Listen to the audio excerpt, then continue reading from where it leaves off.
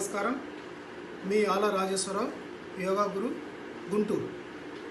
ఈరోజు మనం ముఖ్యంగా ఆక్సిజన్ లెవెల్స్ అందరికీ పడిపోయి ప్రాణాన్ని కోల్పోతున్నారు. చాలామంది ఎక్కువగా కోవిడ్ పేషెంట్స్ హాస్పిటల్స్లో ఆ కోవిడ్ పేషెంట్స్ కోసం, అలానే మన ఇంట్లో కూడా ఆక్సిజన్ లెవెల్స్ పెంచుకోవడం కోసం 2 ప్రాణాయామములు నేను ఈరోజు మీకు చెప్తున్నాను.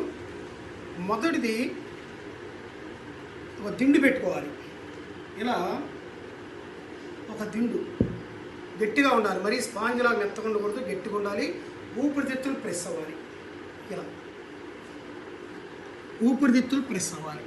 ఇలా ఉండి దీర్ఘ శ్వాసలు తీసుకోవాలి 16 సార్లు. నిండుగా శ్వాస తీసుకొని నిదానం వదలాలి. చూడండి,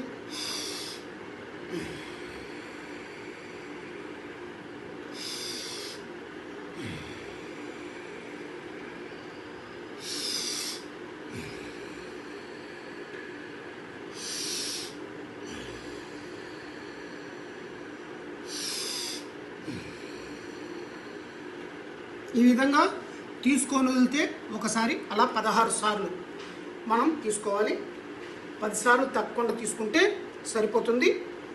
తర్వాత రెండో ప్రాణాయామం, కొంచెం ముక్కుల ద్వారా ఫోర్స్గా తీసుకొని నోటుతోటి వదిలేసేయాలి. చూడండి, ఇలా సిద్ధాసనంలో కానీ సుఖాసనంలో కానీ కూర్చుంటాం. 2 చేతులు ఇలా గుప్పిడి పట్టుకొని శ్వాస తీసుకుంటూ పైకి లేపుతాం.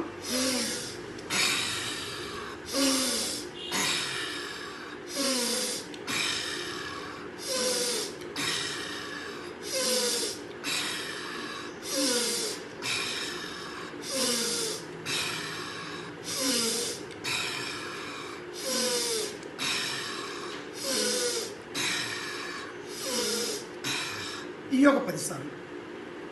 తర్వాత మీరు ఆక్సిమీటర్, ఈ ఆక్సిమీటర్లో మీరు మధ్య వేలు, బొట్టన వేలు పెట్టుకోండి. ప్రతి ఒక్కరి ఇంట్లో ఆక్సిమీటర్ ఉండాలి. ఇది ఎంత వస్తుందో చూద్దాం మనం. చూడండి, చూడండి 99.